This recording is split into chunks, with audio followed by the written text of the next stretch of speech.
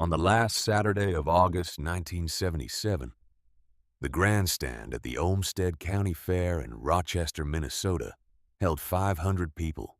Farmers, mostly men who had driven in from Dodge and Steele and Fillmore counties because word had traveled the way word travels in agricultural communities through co-ops and grain elevators, and early morning coffee at the diner on the highway, passed from one man to the next, with the particular efficiency of information that carries a bet attached to it.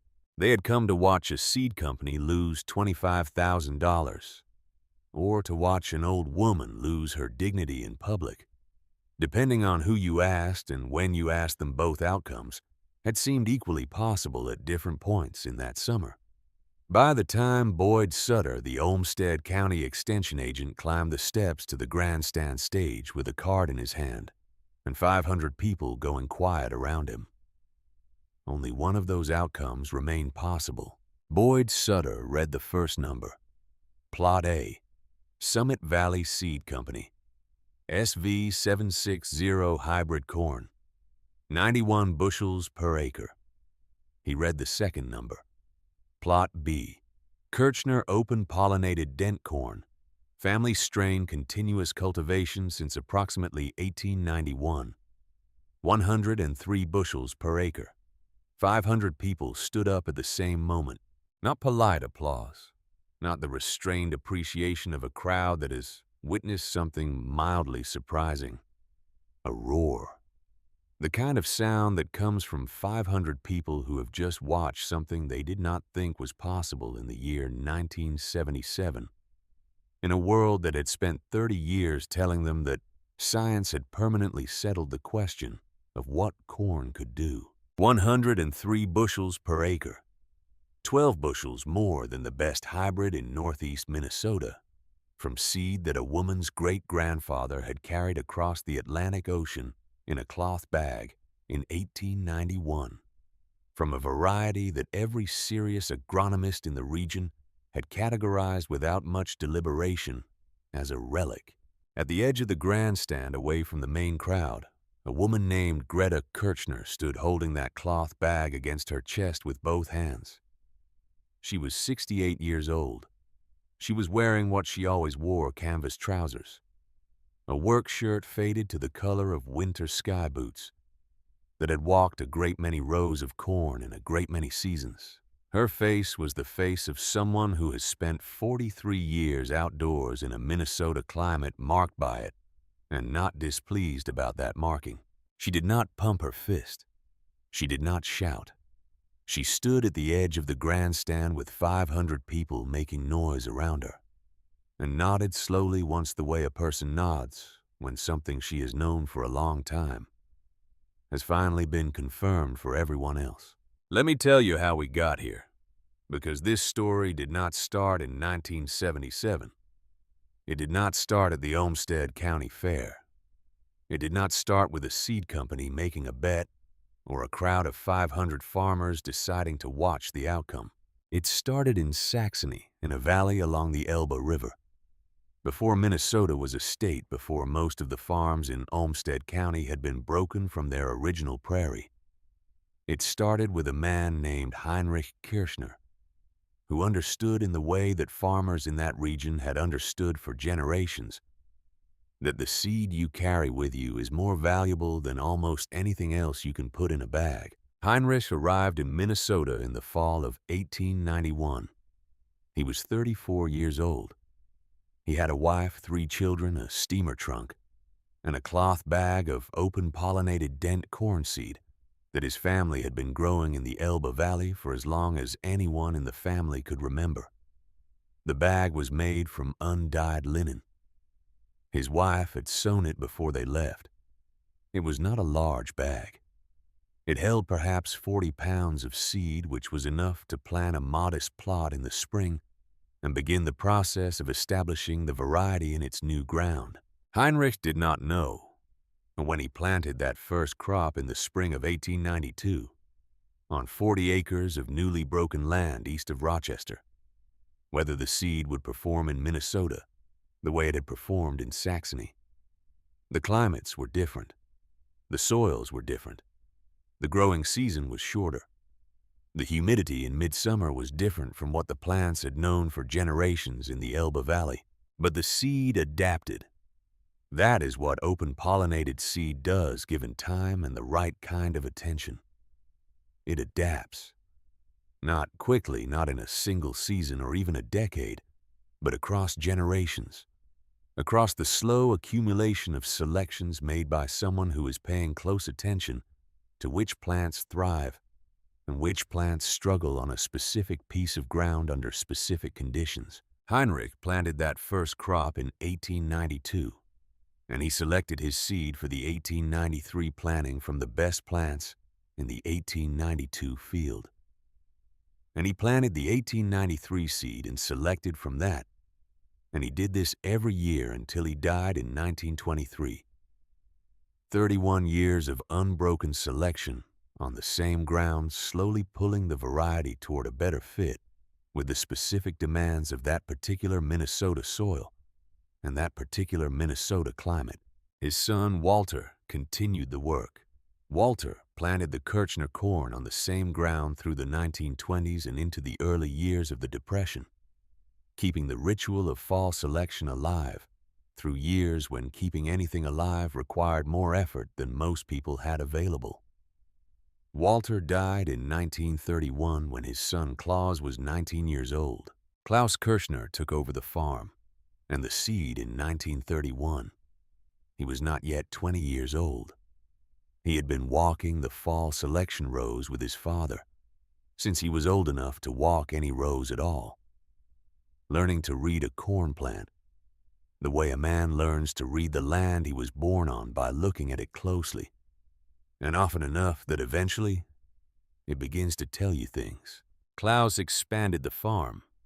He broke additional ground through the 1930s, increasing from the original 80 acres Heinrich had farmed to 160 acres by 1940, and eventually to 200 acres by the time his daughter Greta was old enough to understand what the farm was and what it required of the people who ran it. Let me tell you about Klaus Kirchner because he matters to this story in the specific way that fathers matter to the stories of the daughters who learn their most important things from them. Klaus was not a man who explained himself at length. He was not a farmer who theorized about what he was doing or why it worked. He simply did the work season after season with the focused consistency of someone who has found the thing he is supposed to be doing and sees no reason to spend time on anything else. Every October after the harvest was in and the fields had been turned, Klaus would walk his corn, not the way a man walks a field to check on it, but slowly, deliberately the way a man walks when he is looking for something specific. He carried a cloth bag over his shoulder and a length of white ribbon in his shirt pocket. When he found a plant that met his standard, he tied the ribbon around the stalk and moved on. He was looking for specific things. The stalk had to be straight and thick, resistant to lodging, rooted deep enough that a week of August wind would not tip it. The ear had to be positioned at the right height on the plant, not so high that the silk would be late, not so low that it would be lost in wet conditions. The ear itself had to be tight-husked long enough to indicate good kernel development, heavy enough when you held it that the weight felt like something a season of sunlight had been compressed into. But here is the thing that separated what Klaus did from what most seed selectors of his era did. He did not select from the best plants in the field. He selected from 200 different plants spread across the entire field, choosing one ear from each selected plant. And the plants he chose were not necessarily the tallest or the heaviest or the most immediately impressive. They were the plants that fit the standard while representing the full range of locations in the field, the wet spots and the dry spots, the sandy knoll on the north end and the heavy clay ground near the drainage ditch on the south. He was maintaining diversity. He understood without necessarily using that word or any academic framework around it that a population of corn plants that could only perform well in the best conditions of the best part of the field was a population that would fail you in the years when the conditions were not the best. He wanted a population that carried within it the genetic capacity to handle whatever the field and the season threw at it. 200 ears from 200 different plants every October for 30 years. When Greta was 7 years old, Klaus began taking her with him on the fall selection walks. She was small enough that the corn stalks towered over her in those early years, and she had to look up to see the ears that her father was evaluating. He did not explain much during those first walks. He simply had her watch.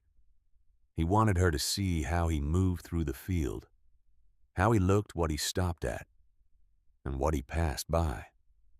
He wanted the motion of it to become familiar to her before the reasoning behind it became relevant. By the time Greta was 12, Klaus was explaining what he was looking for and why. By the time she was 15, he was asking her to identify candidates and then listening while she explained her reasoning, correcting her when she was wrong, confirming her when she was right, never making the correction feel like a failure, and never making the confirmation feel unearned. This was how knowledge moved in families like the Kirchners, not through documents or formal instruction, through presence, through the particular education of walking the same field with someone who has already learned what the field has to teach, and being shown slowly how to see what they see. Greta planted her first independent crop in 1934. She was 25 years old, recently married, farming the ground her father had given her, adjacent to his own acreage. She selected her own seed that fall from her own field using the process Klaus had taught her. 200 ears from 200 plants, dried on wooden racks in the corn crib, shelled by hand in December. Stored in the linen bags her mother had made from the same pattern Heinrich had used in Saxony. She noted everything in a spiral notebook: the date, the weather conditions during the growing season, the moisture at harvest, the appearance of the ears she selected, observations about which parts of the field had performed above average and which had struggled, and why as best she could determine. She started a new notebook the following year, and the year after that. By 1977, she had 43 notebooks, one for each growing season she had managed on her own ground, stored in a wooden cabinet in the corn crib that Klaus had built in 1928 and that had never leaked. 43 years of unbroken observation from a single field. No university laboratory in the United States had that. No seed company had that. What they had was controlled trials on selected plots over a limited number of years, which was enormously valuable for what it measured, but was not the same as 4 decades of continuous adaptation between a specific seed population and a specific piece of ground. The Kirchner corn knew this ground, and the ground in the particular way that agricultural ground reflects the management it has received knew the Kirchner corn. Klaus Kirchner died in the spring of 1961. He had been ill through the winter and had known by January that the illness was not going to resolve. He spent the last months of his life on the farm, moving through the routines he had maintained for 40 years, not because he was unaware of what was happening, but because the routines were what he had, and he preferred them to the alternative of stopping. In the fall of 1960, a year before he died, Klaus had been well enough to walk with Greta on the annual selection walk. He was slower than he had been. He needed more rest between the rows. But he walked and he watched her work. And at the end of that walk, when they had reached the south end of the field, and Greta had filled her bag with the 200 ears she had selected, Klaus stood at the fence line and looked back across the field without speaking for a long time. Then he took the cloth bag, the original linen bag that Heinrich had brought from Saxony, the bag that had held Kirchner seed through every planting season since 1892, and he handed it to Greta. He did not make a speech. He did not say anything that could be characterized as a formal transfer of responsibility. He simply held the bag out and she took it, and they walked back to the crib together. And that was that. He died the following spring. Greta was 52 years old. She had been farming her own ground for 27 years by then, and had not needed her father to tell her what to do for most of that time. But there is a difference between not needing someone and not having them. And she felt that difference in the years that followed. She continued the selection walks alone. Every October through the 1960s and into the 1970s, she walked her 200 acres of corn in the fall and selected her 200 ears and dried them and shelled them and stored them in bags and recorded everything in her notebooks. The ritual did not change because Claus was gone. If anything, she was more careful with it in the years after his death, as if the carefulness itself was a form of continuation. Her farm sat on the east side of Highway 52, the main road between Rochester and Dodge Center. Every farmer in Olmsted County drove past it at least twice a week on the way to town or back. And every summer, the Kirchner corn stood in those roadside fields in a way that invited comparison to the fields on either side of it. The neighboring farms were planting hybrid seed by the mid-1960s. Summit Valley Seed Company had been selling into the county since the late 1950s, and by 1970 their SV760 hybrid dominated the region. The SV760 was a good product. It was bred for the specific soil and climate conditions of northeast Minnesota, tested over 7 years, promoted with the full weight of a company that had spent $300,000 developing it, and had the yield data to back up every claim they made. On Highway 52, you could see the difference between the Kirchner fields and the hybrid fields from a moving vehicle. The hybrid corn was taller, more uniform, darker green, every plant nearly identical to the plants around it. The kind of visual consistency that signals modern agricultural science at work. The Kirchner corn was shorter, varying by several inches from plant to plant, a lighter shade of green irregular, in a way that the eye trained to expect uniformity read as inferior. Farmers driving past would say something about it. That is Kirchner corn, they would tell whoever was in the passenger seat. Her people brought it from Germany. She will not plant anything else. Some said it with respect, the recognition of a woman who had maintained something worth maintaining for reasons she understood even if they did not. Some said it with something closer to pity, the feeling you get when you watch a person insist on a position that the evidence has overtaken. Lorraine Voss said it with exasperation. Lorraine was 41 years old in 1977. She had graduated from the University of Minnesota with a degree in agronomy in 1958 and had been working in agricultural sales since 1962. She had joined Summit Valley Seed Company in 1968 and had been the regional sales representative for Olmsted County since 1969. She was by any reasonable measure good at her job.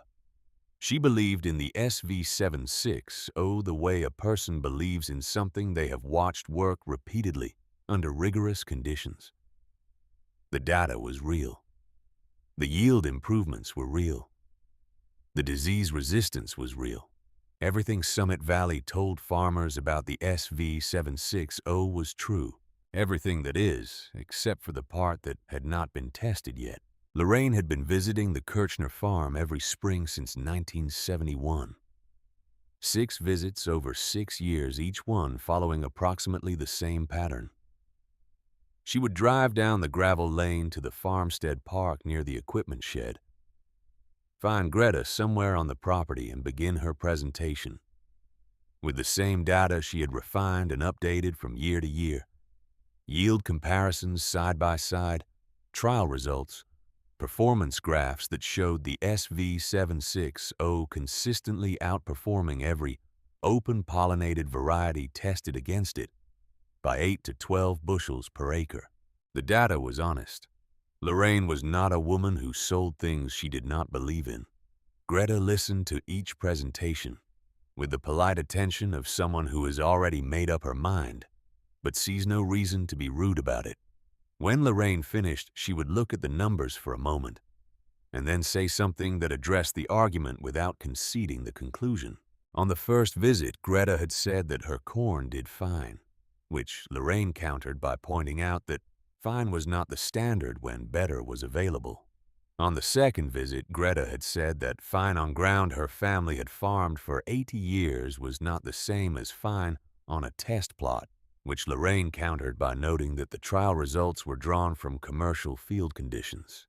On the third visit, Greta had said something that Lorraine could not argue with, and that stayed with her through every subsequent visit. "My corn has been growing on this ground for 86 years, Greta said. Your hybrid has been growing for 7. Come back when you have 86 years of data." Lorraine had no answer for that.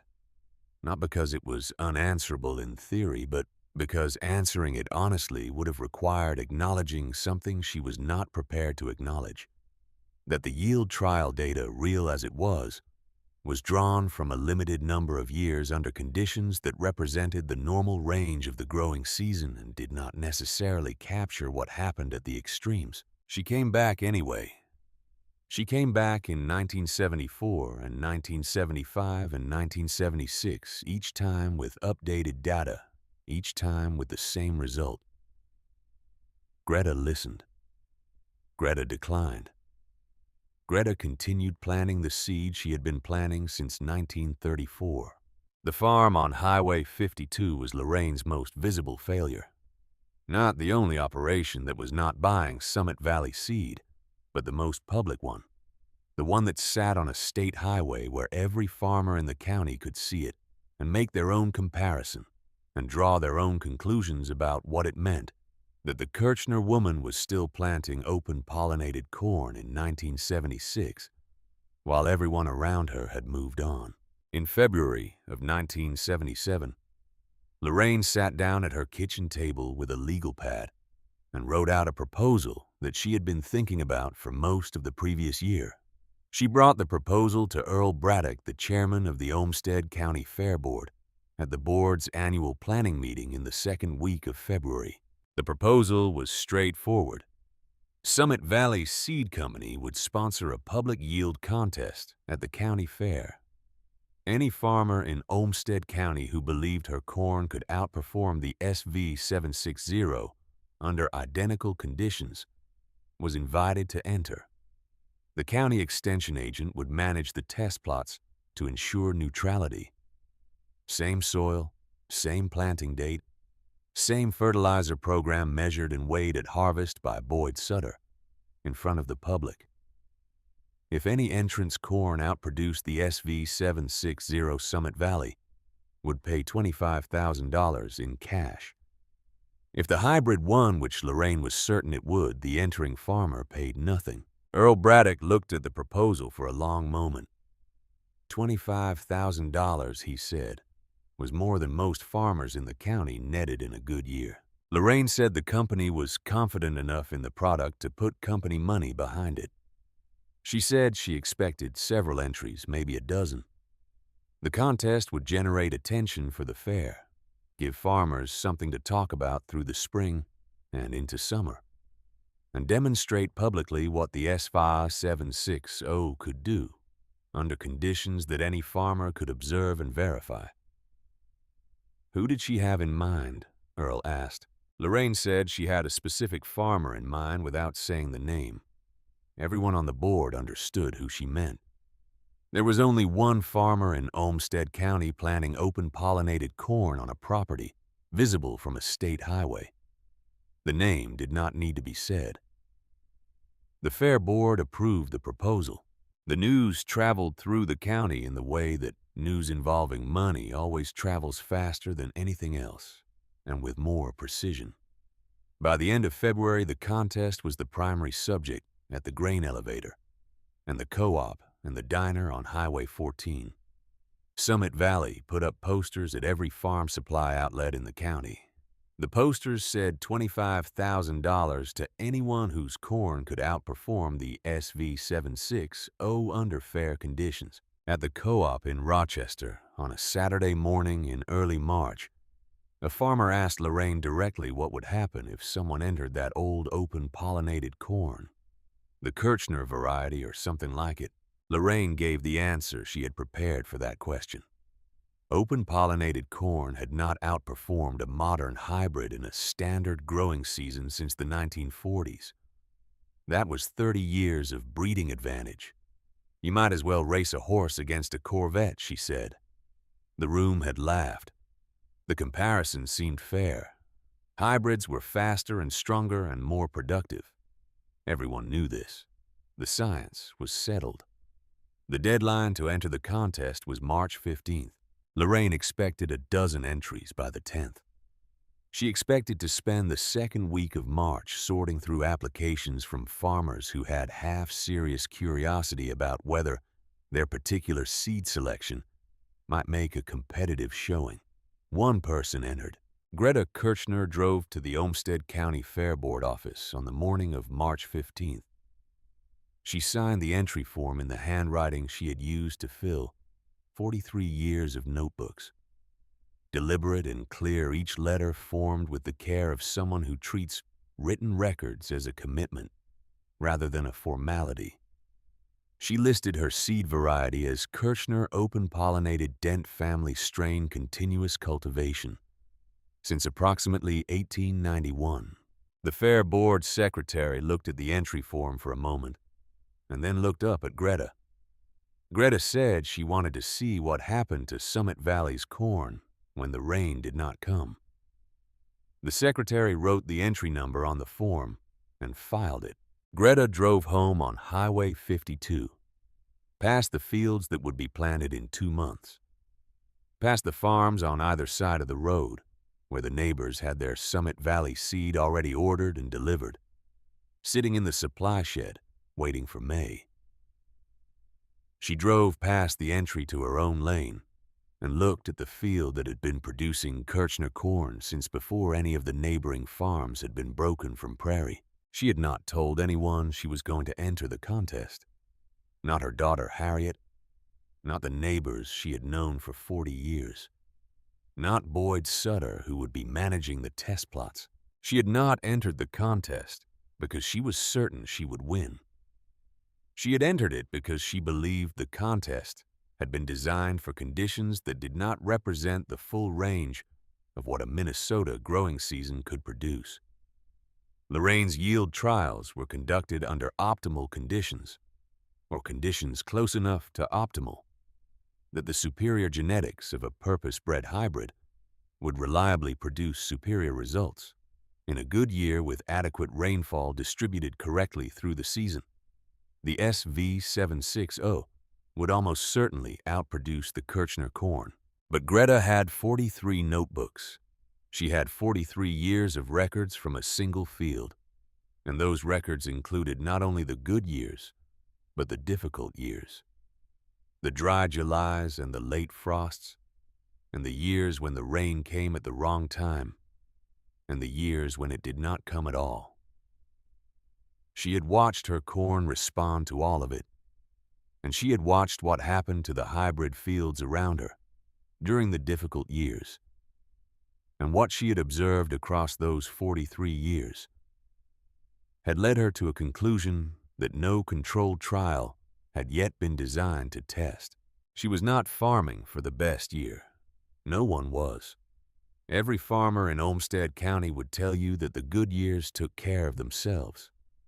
It was the bad years that took everything you had built in the good years and tested whether it was built to last. It was the bad year that determined whether you were still farming the following spring. She drove down the lane to the farmstead, parked up beside the equipment shed, and went inside to check on the seed stock she had stored through the winter.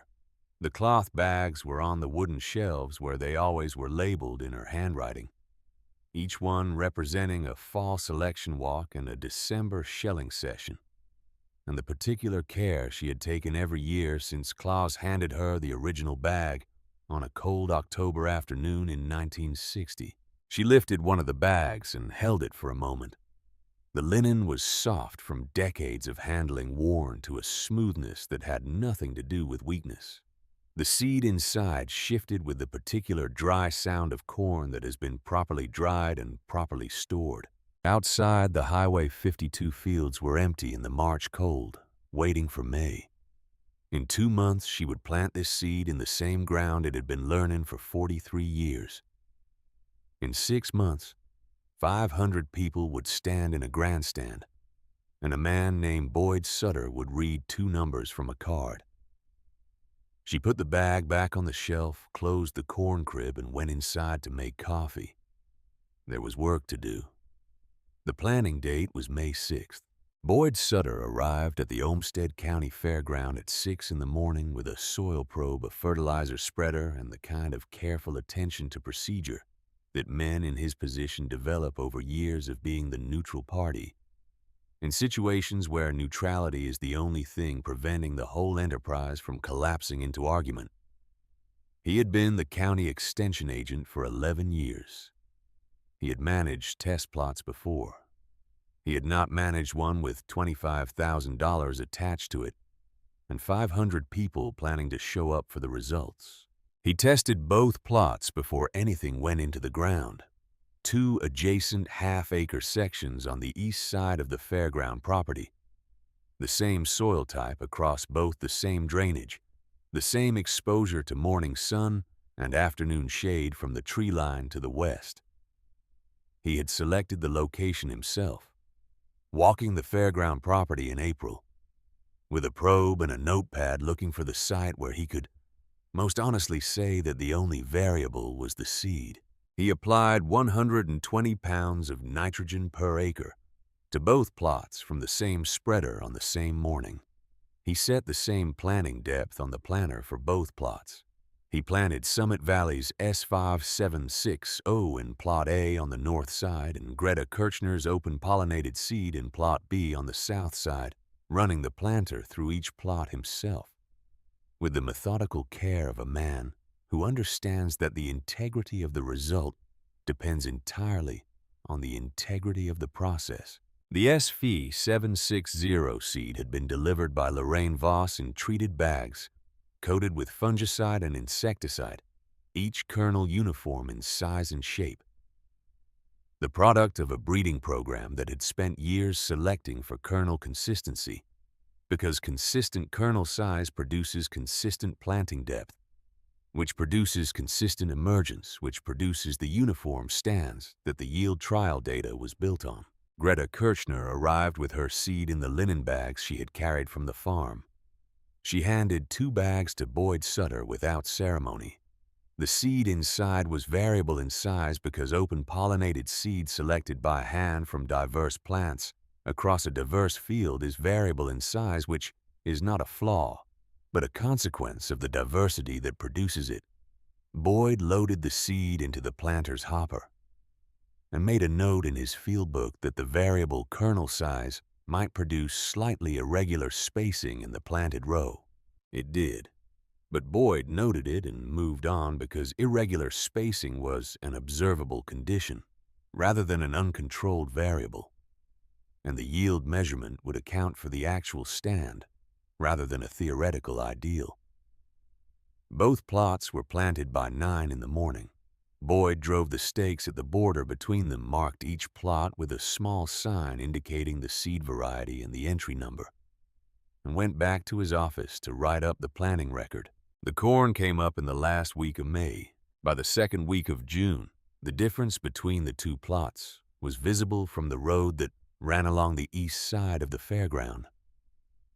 The SV760 in Plot A was taller, standing at a uniform height that made the plot look from a distance like something manufactured rather than grown. Every plant reaching the same level. The leaves the same dark green. The rows perfectly straight, with the mechanical precision of a planter that dropped genetically identical seed at identical intervals.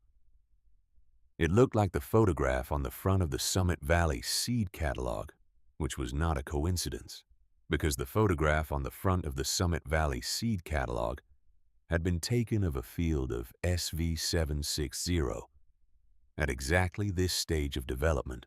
The Kirchner corn in Plot B was shorter. The plants varied in height by 4 to 6 inches from one to the next.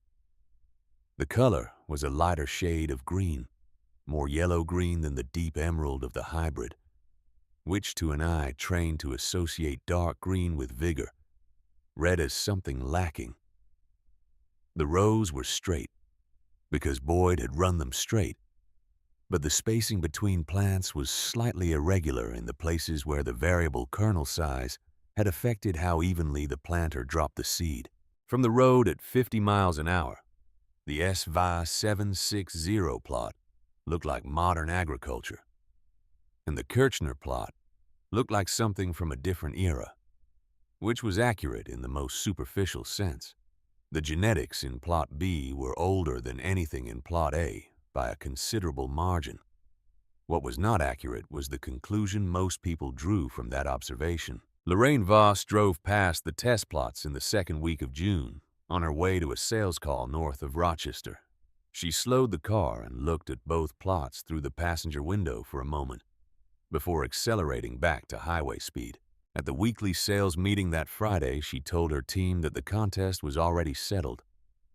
The SV760 looked exactly as it should look at this stage of development. The Kirchner corn looked like something planted by someone who had not read the agronomic literature from the last 30 years. August was going to be an interesting day for a certain farmer on Highway 52.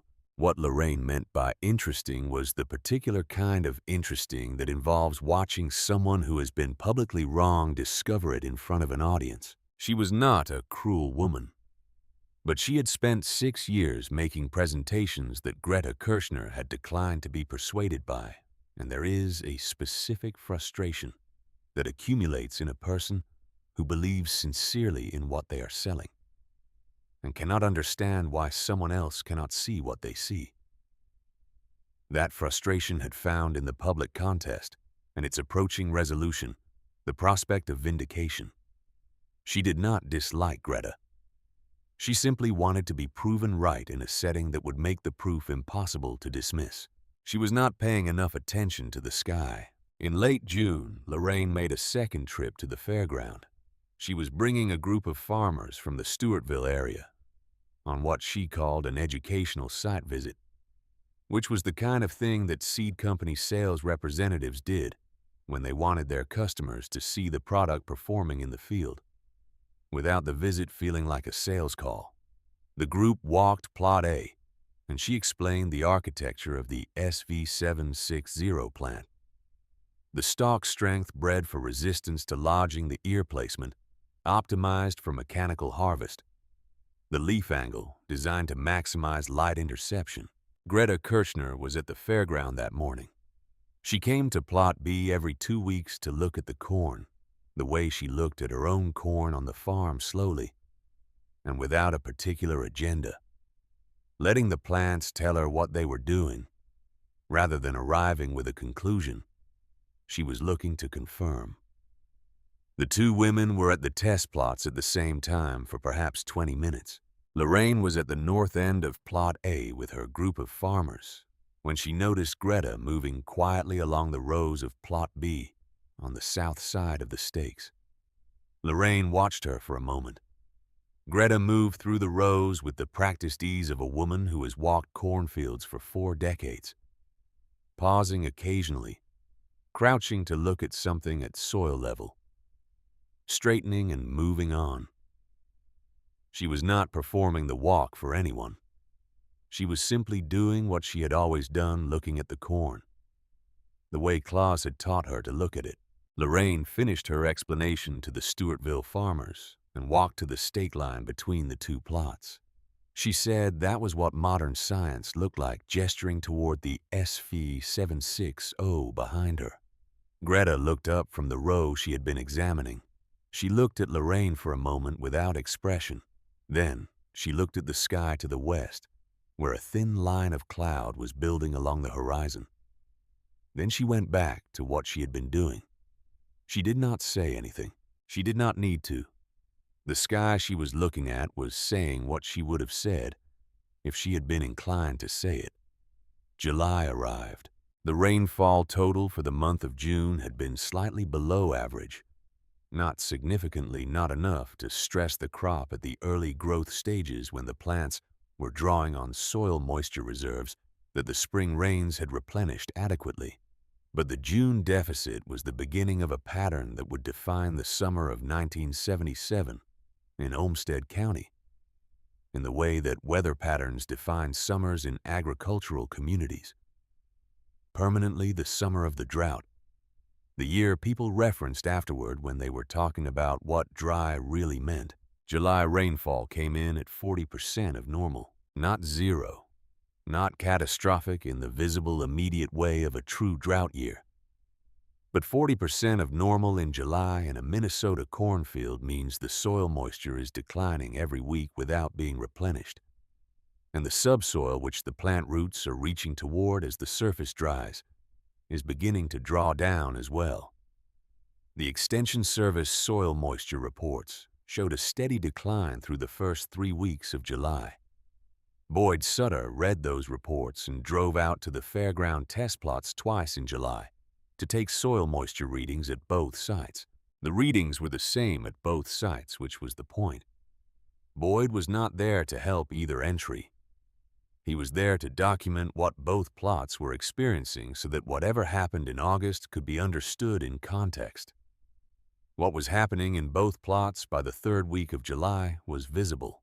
In plot A, the SV760 plants were responding to moisture stress.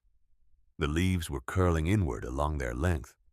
The plant's mechanism for reducing the surface area, exposed to the drying air, reducing water loss at the cost of reducing photosynthesis.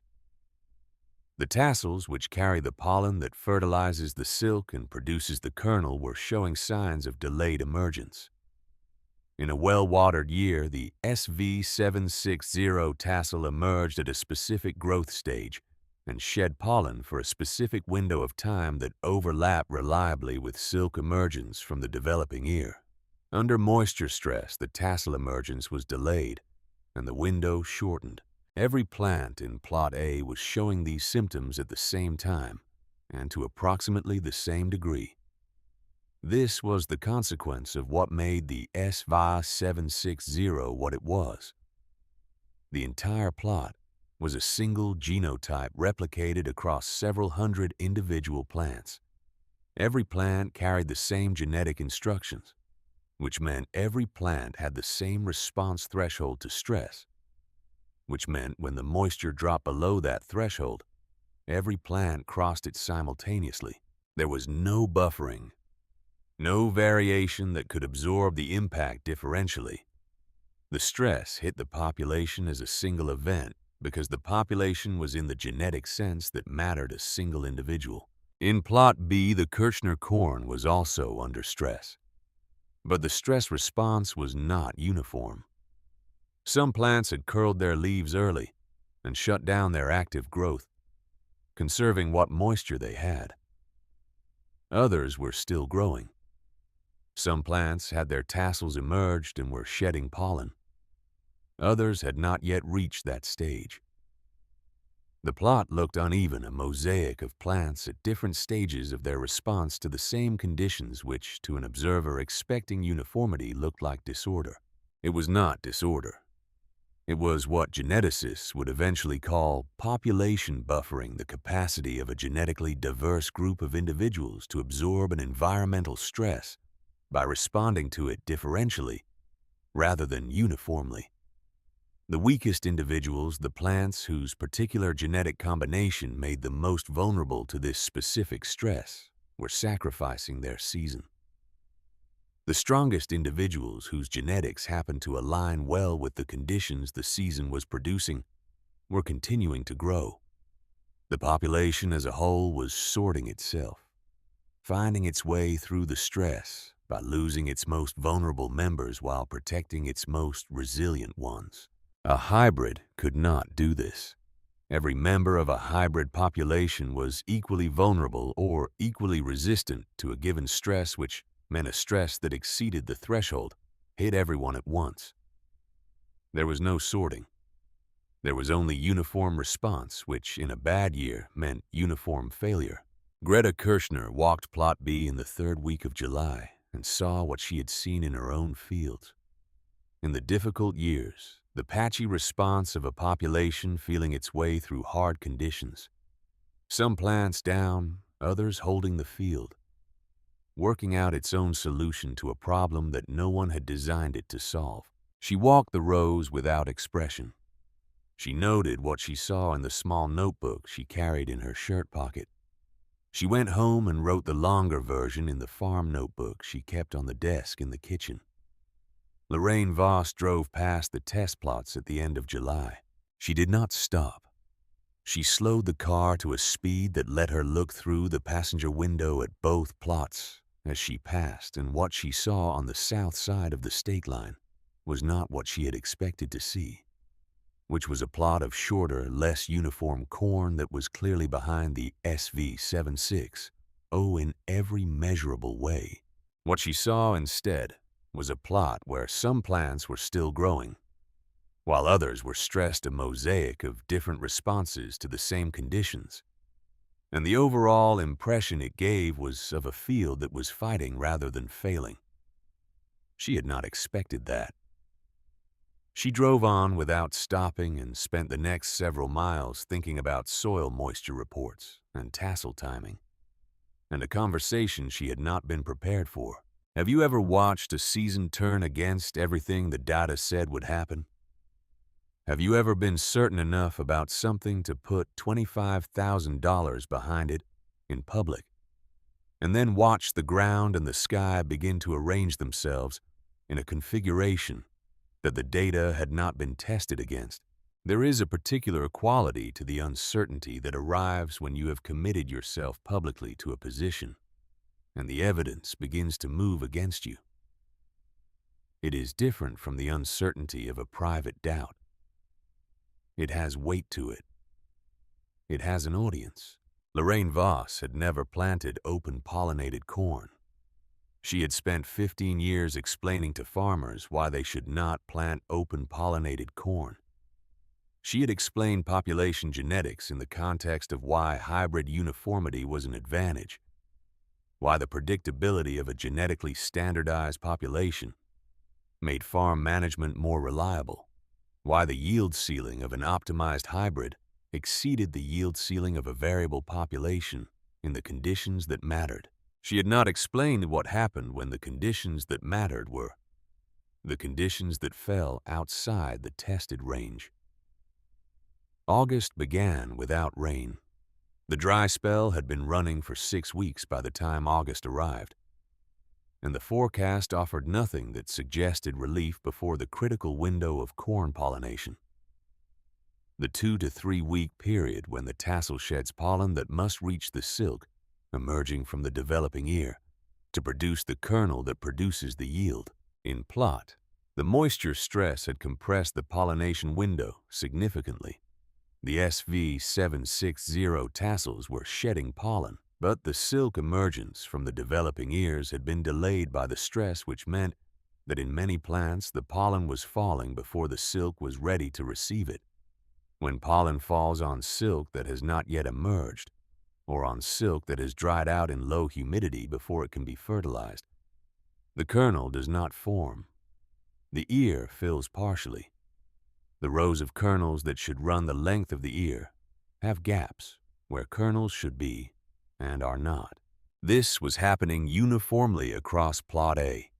Every plant on the same schedule, every ear with the same pattern of incomplete fill, because every plant had experienced the same stress at the same intensity and responded the same way. In Plot B, the staggered development that the variable genetics produced had created something that no one had designed, but that was working precisely as a solution to the problem the season had produced.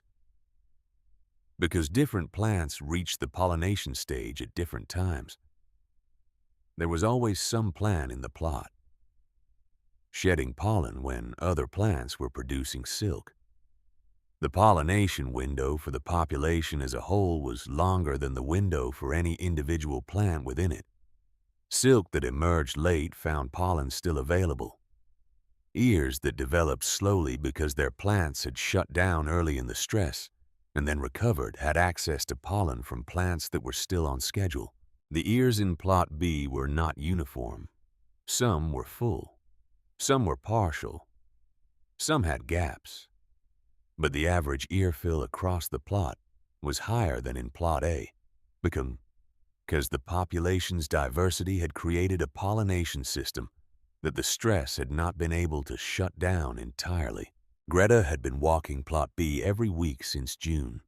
By the 1st of August, she had a good enough sense of the ear fill situation to form an estimate of what the harvest would show. And the estimate was better than she had expected when she entered the contest in March. She did not tell anyone. She drove home from the fairground on the 1st of August and sat at the kitchen table and wrote in her notebook. She noted the ear fill observations, the estimated percentage of full sets versus partial sets, the condition of the plants that had borne the most of the stress, and the condition of the plants that had come through it best. She wrote what she saw in the same plain, specific language she had used for 43 years.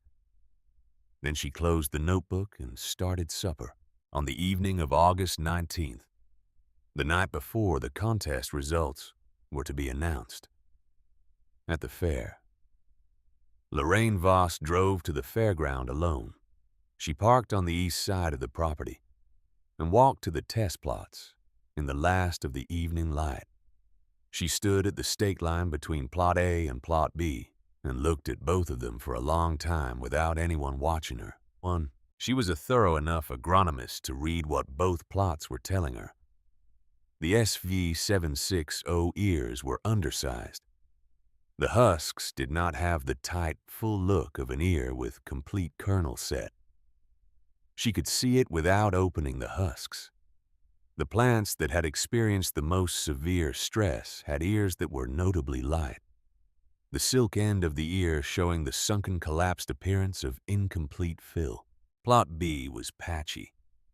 There were plants in it that had clearly not had a good season, but there were also plants that had ears that looked fuller than anything in Plot A. Deep husked ears on plants that had, by some combination of their genetics and their position in the field, threaded their way through the stress and come out with a crop. She stood there until the light failed and she could no longer see the distinction clearly. Then she walked back to her car and drove home. She had a reasonable idea of what the numbers would be the next morning. She was not certain because yield is not visible from the outside of a husk, and plots have a way of surprising even people who have read them carefully. But she had been in cornfields long enough to know what full ears looked like and what partial ears looked like, and the distribution she had seen in both plots had given her enough information to form an estimate. She did not call anyone that night. She did not report to the company. She sat in her kitchen with a cup of coffee and thought about a conversation she had been having with Greta Kirchner for 6 years, in which she had always been the person who knew more, who had the data, who was explaining the science to someone who was relying on tradition rather than evidence. She was beginning to understand that she had been measuring the wrong things. Now let me tell you about the night Greta Kirchner spent before the contest results. It was the evening of August 19th, the same evening Lorraine was standing at the stake line between the two plots, reading the ears in failing light. Greta was at her kitchen table. She had been at the fairground that morning, the last time she allowed herself to walk the plot before the harvest. She had seen what she had been watching develop for 6 weeks. The staggered ears in various stages of fill the population.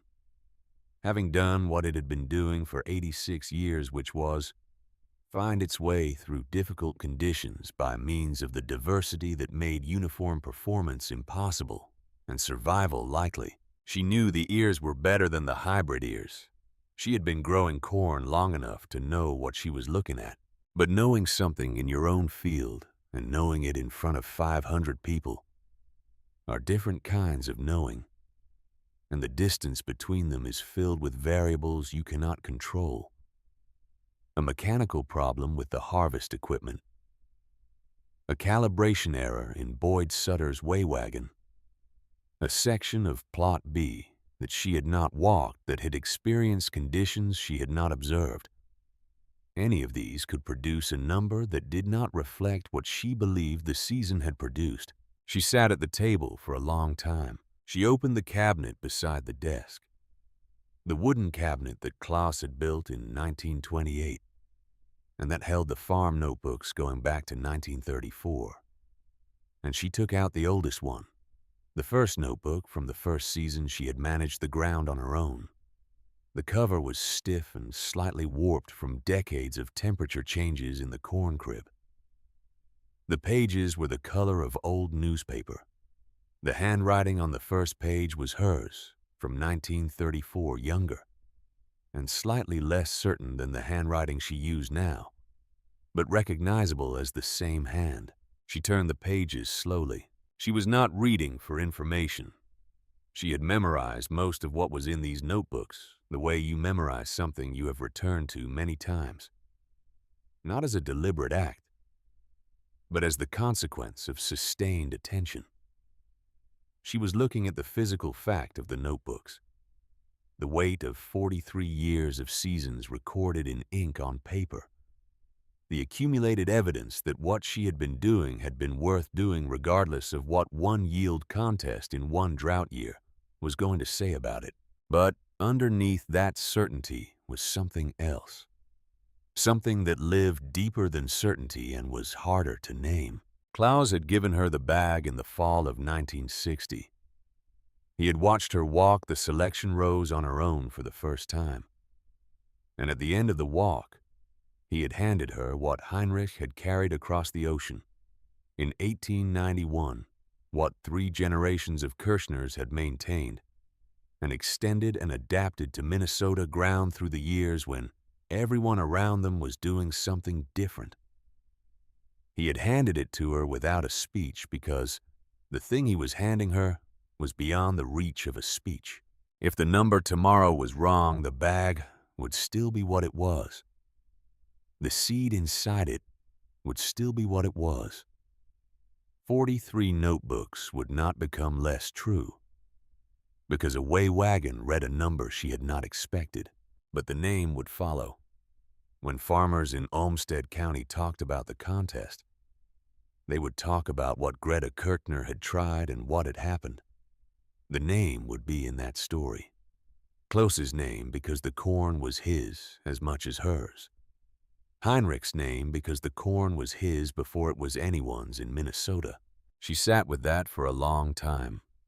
She turned it over the way her father had taught her to turn a question, over looking at it from every angle, before deciding what it required. Then she noticed that her hands were not entirely steady when she turned the pages, not from cold. The August night was warm enough, from something older than cold, from the weight of what it meant to carry a thing that belongs not only to you. She set the notebook down. She sat at the table for a while longer.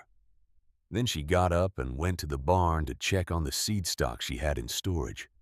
The bags that held the selected seed from 1976 that she had shelled in December and stored through the winter, and that would go into the ground in May of 1978, regardless of what happened tomorrow. The bags were where they always were, soft from handling, heavy with seed. The same bags, the same shelves, the same corn crib that had held Kirschner's seed through every season since Heinrich broke the ground. She stood in the corn crib for a moment in the August dark. Then she went inside, made sure the kitchen light was off, and went to bed. In the morning, she would drive to the fairground and stand at the edge of the grandstand and wait for Boyd Sutter to climb the steps to the stage with a card in his hand. And the numbers would be what they were. That was the only honest relationship you could have with what you could not control. You did the work that was yours to do. You selected the seed and dried the ears and shelled the kernels and recorded what you observed and planted the ground in May, and walked the rows in July, and watched the sky the way your father had taught you to watch it. And then you stood at the edge of the grandstand in August and waited for what the season had decided. The ground told you things if you were willing to listen. She had been listening for 43 years. Tomorrow, 500 people would hear what it had been saying. Boyd Sutter arrived at the fairground before 7 on the morning of August 20th. With his combine, his way wagon, and the particular composure of a man who has decided that whatever happens today, his job is to measure it accurately and announce it clearly, and that everything beyond those two things is not his responsibility. The crowd had been gathering since before 8. Farmers from Olmsted County came first. The ones who had been watching the test plots since May, who had driven past the fairground on their way to town, and looked at both plots through their truck windows and formed opinions they had been carrying through the summer, waiting for this morning to confirm or overturn them. Then the farmers from the surrounding counties arrived, the ones who had heard about the contest through the co-op networks and the grain elevator conversations, and had driven to Rochester specifically for this because $25,000 and a public yield contest between a seed company and an open pollinated variety was the kind of event that did not happen often and was worth a morning of driving. By 9 o'clock, the grandstand was full. Boyd Sutter counted what he estimated at 500 people and stopped counting. Lorraine Voss was at the Summit Valley booth near the south end of the grandstand. She had set up the booth the evening before with the company banner and the yield trial charts and the information sheets about the SV760 program, the materials she brought to every county fair in her sales territory every summer. She was wearing a company polo shirt. She was standing straight. Her expression was the expression of a woman who has committed herself to a position publicly and has decided to maintain the dignity of that commitment, regardless of what the next several hours produce. The confidence she had carried into August had been eroding since late July. She had stood at the stake line the evening before and read the ears in failing light, and what she had read had not reassured her. But she was here. The company was here. The banner was up. And until Boyd Sutter read a number from a card, the result was still officially undetermined. Greta Kirchner arrived at the fairground a few minutes before 9. She parked in the general lot and walked to the grandstand alone, carrying the cloth bag, the way she always carried it when she brought it off the farm, against her chest, with both hands. Not as a gesture, but as a habit. The same way you carry something you do not want to set down in an unfamiliar place.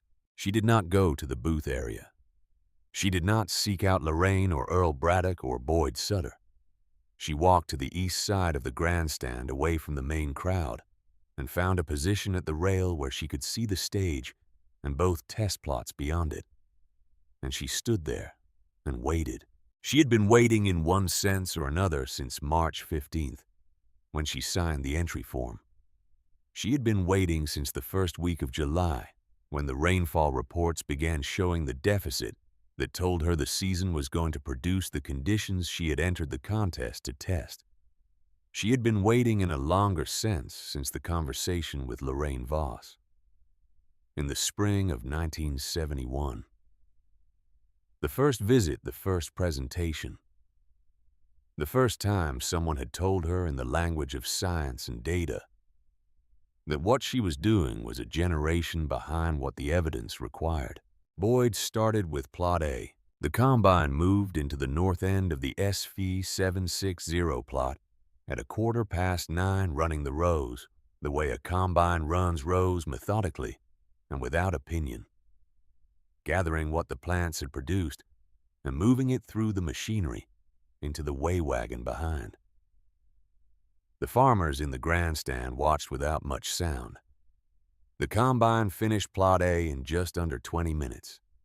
Boyd drove it to the way wagon, engaged the unloading auger, and waited while the grain discharged. He tested the grain for moisture content using the handheld meter he had calibrated that morning. He adjusted the raw weight to the standard moisture of 15.5%, which was the convention that made yields from different conditions comparable. He wrote the number on the card. Then he moved the combine to the south end of Plot B. The grandstand was quieter now than it had been before he started, not silent. The ambient noise of 500 people, the shifting and the coughing and the low conversation of a crowd waiting for something was still present. But the particular quality of the noise had changed the way noise changes in a room where something important is about to happen and people are beginning to understand that it is important. The combine ran the rows of Plot B. The Kirchner corn went through the machine the same way any corn goes through a combine without ceremony or distinction. The physical result of what the summer had produced, reduced to grain in a hopper. Boyd drove to the weigh wagon. He discharged the grain. He tested the moisture. He adjusted to standard. He wrote the number on the card. He walked to the grandstand stage with the card in his hand. 500 people went quiet. Boyd Sutter was not a dramatic man. He did not pause for effect or arrange his delivery for maximum impact. He read what was on the card, the way a man reads what is on a card when he has been asked to read it in public directly, and without embellishment.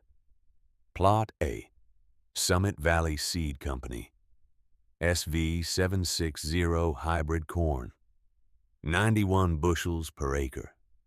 He read the second number. Plot B, Kirchner open pollinated dent corn, family strain, continuous cultivation, since approximately 1891. 103 bushels per acre. 500 people stood up. It was not a gradual thing the way applause sometimes builds from a few people and then spreads across a crowd. It was immediate the way a physical response is immediate, the body reacting before the mind has finished processing what it heard.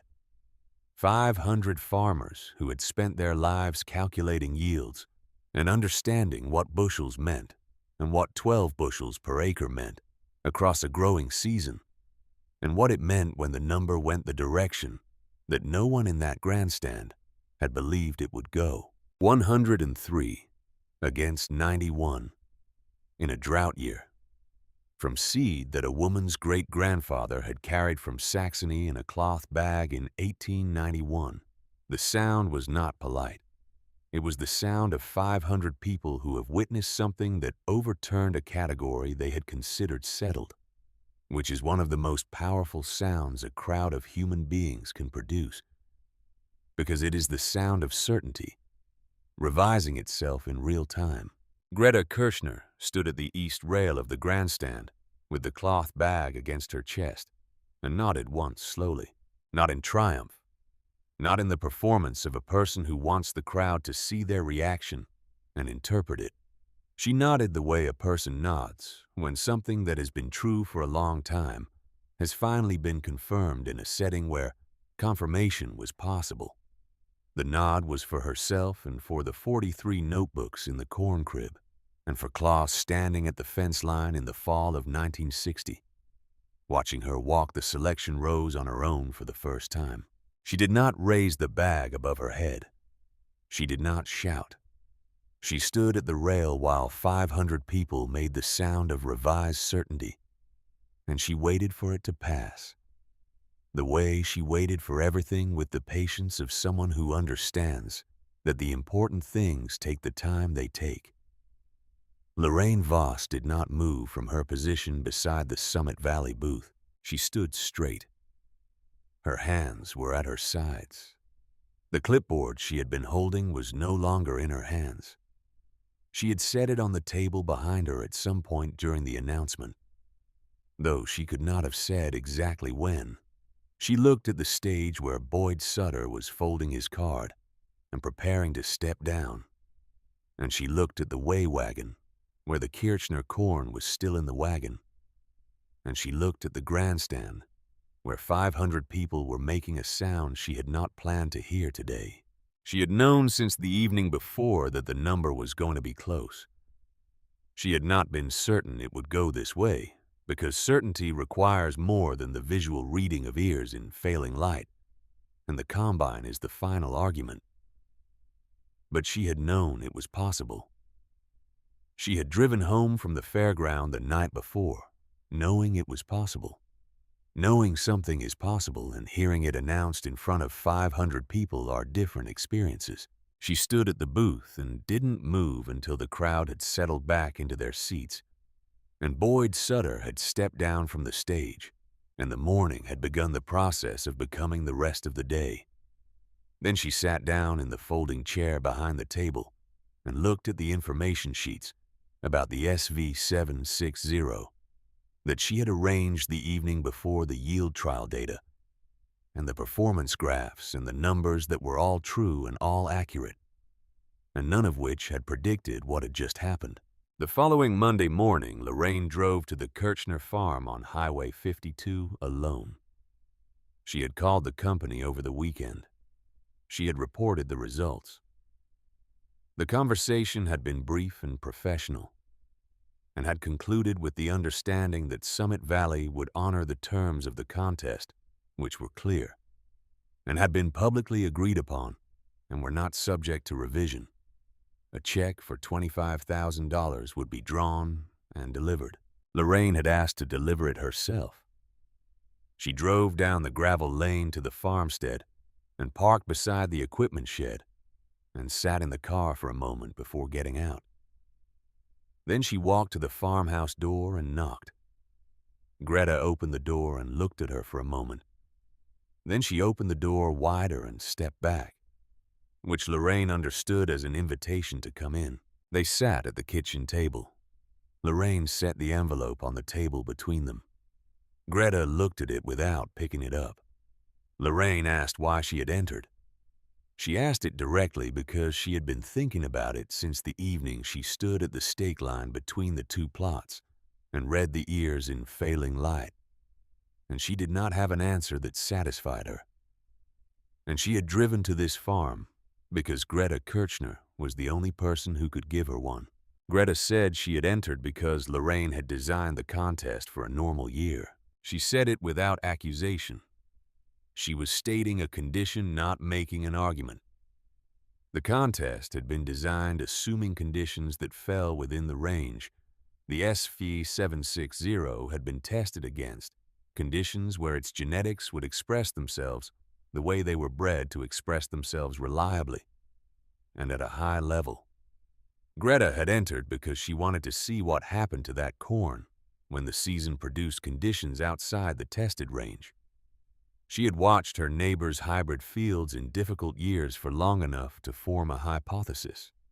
The contest had given her the conditions to test it publicly. Lorraine asked what the hypothesis was. Greta said that hybrid uniformity was an advantage in good years and a liability in bad ones.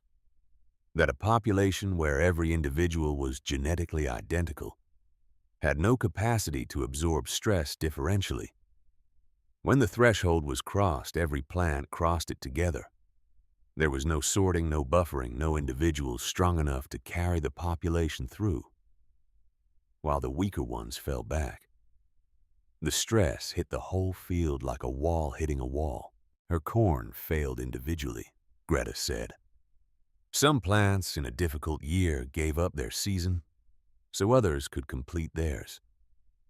The population sorted itself. The result was not uniform, and it was not pretty, and it did not look like the photograph on the front of the seed catalog. But the average outcome across the population in a difficult year was higher than the average outcome of a population where every individual failed together. She said it in the plain language she used for everything related to the farm. Not the language of academic agronomy, but the language of 43 years of walking a field and watching what it did under every condition a Minnesota summer could produce. Lorraine sat at the kitchen table and listened.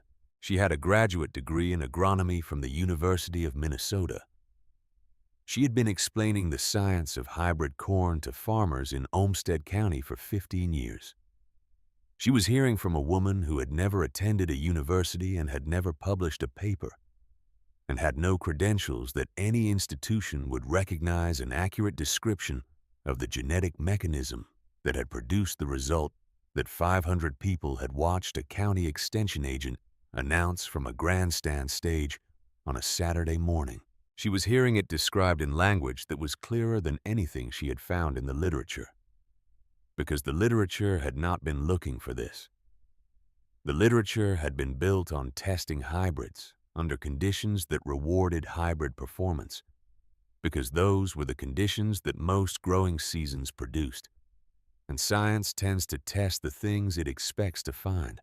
Greta Kirchner had been testing a different thing for 43 years.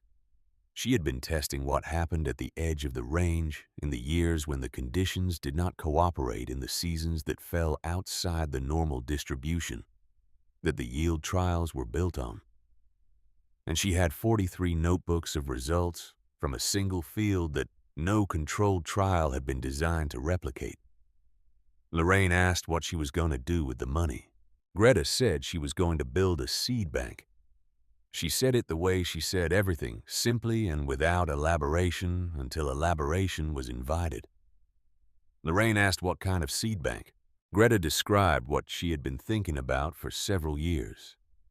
A climate-controlled storage building on the farm property. Insulated temperature regulated with wooden shelves that could hold hundreds of cloth bags of open pollinated seed. Not only Kirchner corn, she had been collecting other varieties for years, trading seed with farmers at the county extension meetings, and the state fair corresponding with agricultural experiment stations in Minnesota and Wisconsin and Iowa, about varieties they maintained that were not commercially available. Dent corn, flint corn, flower corn, popcorn. Open pollinated varieties from different genetic backgrounds with different adaptations to different conditions. She said that when every farmer in a county planted the same hybrid, the genetic diversity of the corn in that county collapsed. There was one genotype, one response to stress, one vulnerability. A single disease, a single pest, a single climatic event that the hybrid had not been bred to handle could fail every farm in the county simultaneously because every farm was planted with the same seed. Diversity was insurance, Greta said. Every variety in the building she planned to construct was a policy against a disaster that had not happened yet. You could not buy that insurance from a company. Companies sold uniformity because uniformity was what the market rewarded in normal years. The insurance existed in the seed itself, in the variation carried within and between open pollinated populations. And it could only be maintained by someone who grew it and selected it and stored it and planted it again the following spring. Lorraine sat at the kitchen table in the Kirchner farmhouse for a long time. She was sitting across from a woman she had spent 6 years trying to persuade to abandon exactly what Greta had just described as the most important thing she was doing. She had arrived at this farm every spring with data that was accurate and conclusions that were reasonable, given what the data showed. And she had been wrong in the specific way that a person is wrong when they have the right numbers in the wrong question. She had been asking what produced the highest yield in a normal year. Greta had been asking what allowed a farming operation to survive the years that were not normal. These were different questions with different answers. And the seed company that had spent $300,000 developing the SV760 had optimized its product for the first question without fully accounting for the second. Lorraine picked up the envelope from the table and slid it across to Greta's side. $25,000. Greta picked up the envelope and set it beside the stack of notebooks on the kitchen desk without opening it. She would deposit it at the bank in town on Tuesday, and then contact the builder she had already spoken to about the storage structure. Lorraine asked one more question before she stood to leave. She asked whether Greta had known when she entered the contest in March that 1977 was going to be a dry summer. Greta said she had not known. No one knew what a season was going to produce in March. What she had known was that dry summers happened, that they were part of the range of conditions that a Minnesota corn operation had to account for, and that the contest gave her the conditions she needed to test what she had been observing in her own fields and her neighbors' fields for years. She had entered because the worst year was the year that mattered. In farming, the good years took care of themselves. The bad year was the year that determined whether you were still farming the following spring. She wanted to see what happened to a hybrid when the year was bad. Now she had seen it, in front of 500 people, with a county extension agent measuring the result. Lorraine drove back to Rochester on Highway 52 past the test plots, which Boyd Sutter had already harvested and was in the process of closing out. The stakes were still in the ground. The fairground was quiet on a Monday morning, the crowds from the weekend gone, the temporary booths being taken down. She drove past without stopping. She resigned from Summit Valley Seed Company in the spring of 1981. She did not leave because of the contest.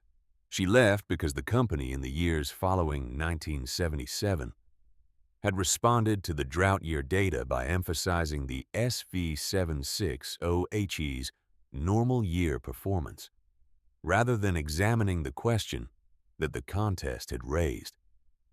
The company's position was that 1977 had been an anomalous year, and that the long-term yield data continued to support the SV760 as the superior choice for Olmsted County conditions.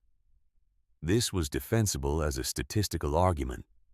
It was not, Lorraine had come to believe, an honest one. She had been in Greta Kirchner's kitchen.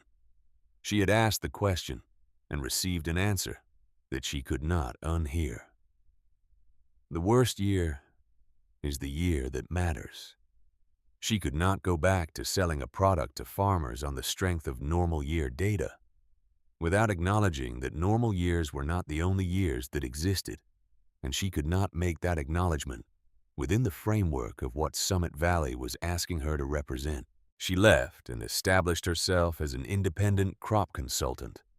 Her first consultation with every new client followed the same structure.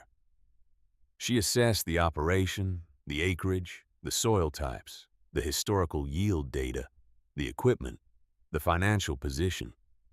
Then she made her primary recommendation. Plant your best hybrid on 80% of your acres, she said. It will give you the highest average yield in the years that most closely resemble the conditions it was bred for, which is most years. Plant something different on the other 20%. It might cost you yield in a good year. In a bad year, it will give you information you cannot get any other way, and it may give you a crop when your hybrid does not. She said this to every client for the rest of her career in agricultural consulting.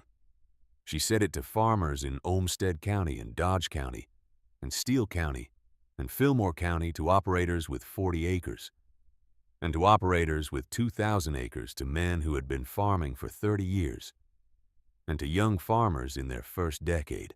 She never told them where the recommendation came from.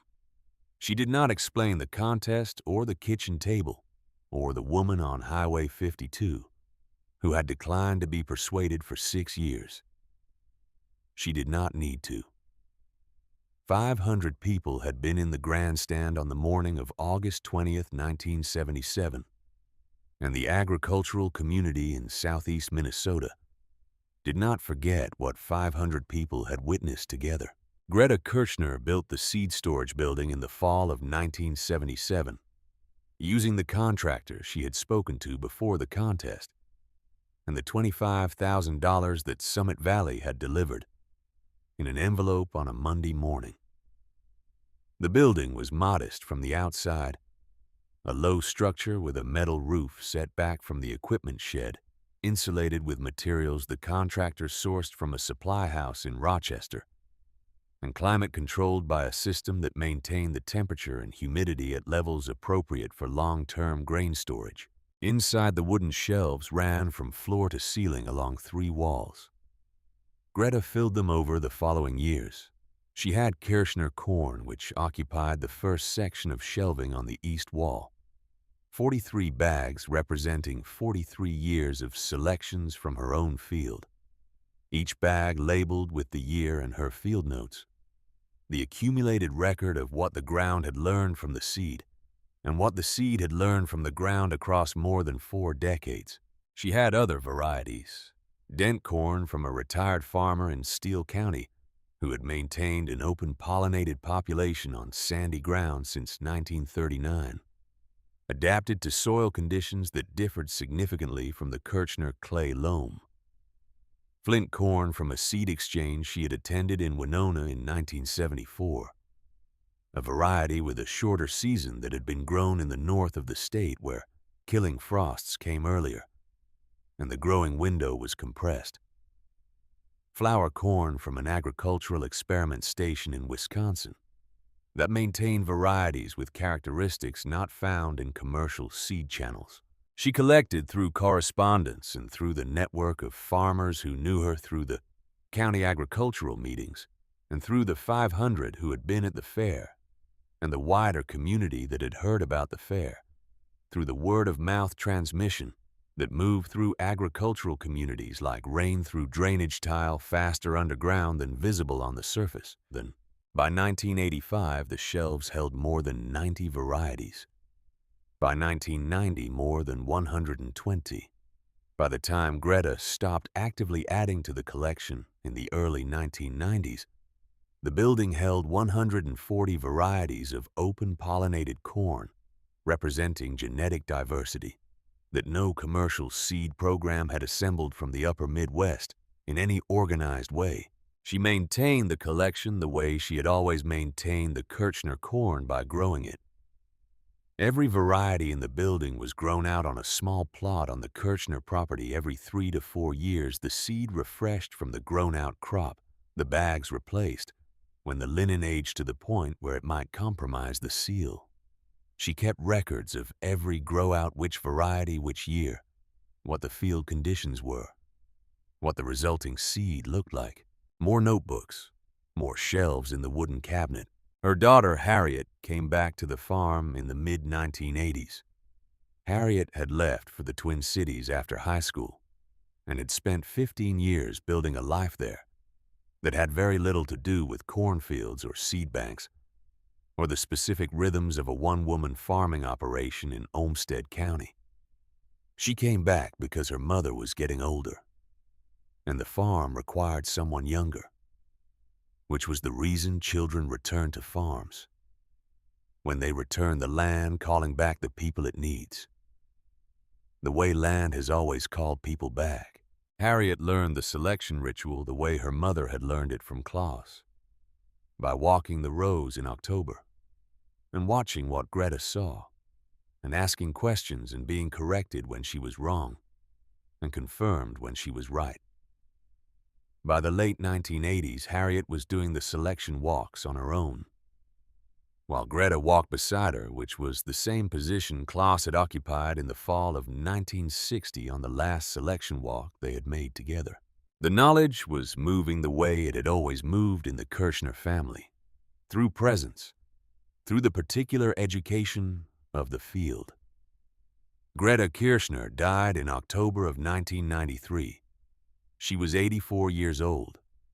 She had farmed for 59 years, grown Kirschner corn for every one of them, selected seed every fall, recorded every season in notebooks that now filled the entire wooden cabinet, and had begun to occupy space on the shelf above the desk. Her funeral was held at the Lutheran Church east of Rochester, the church that Heinrich had helped build in 1894, 3 years after he arrived from Saxony. The pews were full.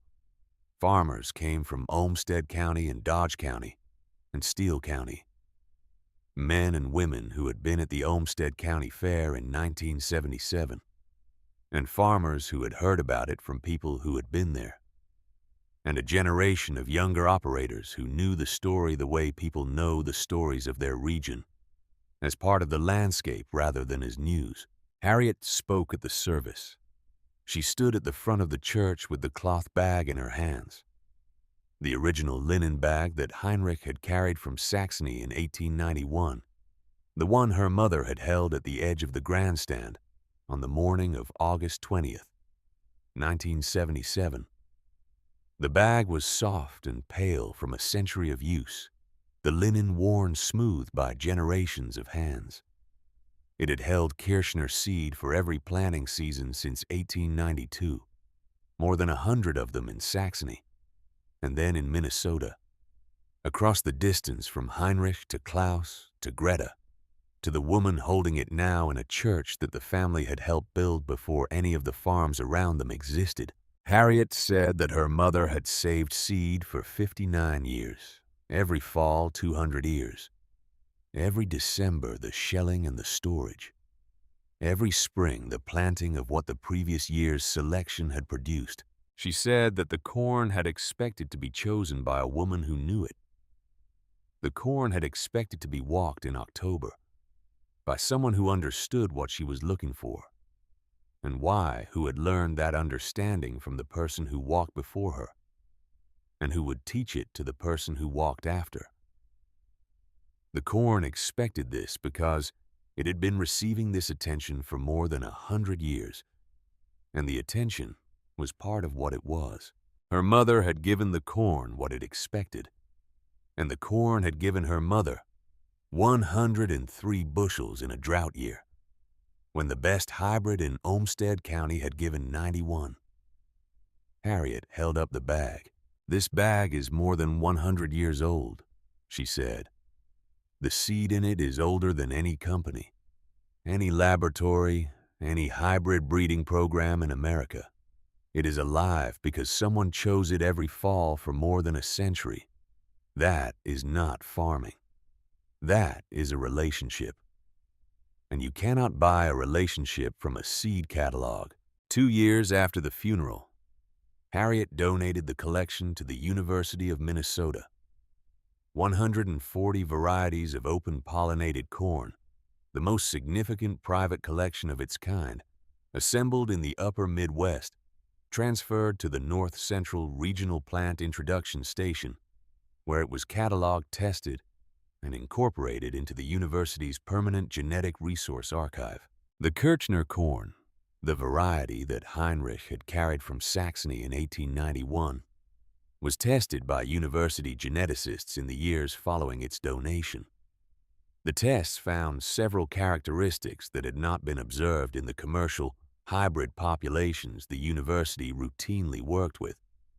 A root architecture that extended deeper into the subsoil than any cultivated corn variety in the station's collection, which the researchers identified as a likely mechanism for the variety's drought performance. A photosynthetic response pattern under moisture stress that differed from commercial varieties in ways that could explain the pollination window behavior that Greta had observed in 1977. Traits that had been selected for generation after generation by women walking a field in October, by the particular attention of people who understood that the seed and the ground were in a conversation that no laboratory had yet learned to fully translate. The Kirschner traits were used in 3 university breeding programs in the years that followed, incorporated into lines aimed at developing drought-tolerant corn for the Great Plains, where water was the limiting resource for a growing population of farmers on a shrinking aquifer. The papers that came from those programs cited the Kirschner collection. They cited Greta Kirschner by name. Summit Valley Seed Company closed its doors in 2004, absorbed by a larger regional seed company that discontinued the SV760 line the following year, when it was succeeded by newer genetics. The cloth bag that Greta had held at the edge of the grandstand on the morning of August 20th, 1977, is in a display case at the Olmsted County Historical Museum in Rochester. It sits beside a photograph taken that morning, the image showing Greta at the edge of the grandstand with the bag against her chest, and 500 people standing behind her, their mouths open and their arms raised in the moment of hearing. 103 bushels announced from the stage. The bag is behind glass now. The photograph is black and white. But the seed that the bag represents the genetics that Heinrich carried across the Atlantic Ocean in the fall of 1891, in a cloth sack on a steamship, heading toward a country he had never seen. Those genetics are alive. They are in the university archive, in a temperature-controlled room with fluorescent lights and metal shelving, and the careful documentation of an institution that understands what it is preserving. They are in the breeding lines of programs working on problems that Heinrich could not have imagined when he filled the bag in the Elbe Valley and handed it to his wife to pack. They are alive because someone chose them every fall for more than 100 years. Because Klaus walked the rows and taught his daughter to walk the rows. Because Greta stood in a corn crib on the night of August 19th, 1977, with her hands on a linen bag that had seen more seasons than she had, and understood that the weight she was holding was not $25,000, and not a county fair contest, and not 6 years of a saleswoman's presentations. It was a conversation between a piece of ground and a family conducted in the language of seed and season, and the particular attention of people who understood that what they were doing could not be done quickly and could not be done once and could not be delegated to a laboratory or purchased from a catalog. It could only be grown, season after season, by someone who knew the ground and was known by it. The hybrid was bred for the best year. The old corn was bred for the worst, and the worst year is the one that matters.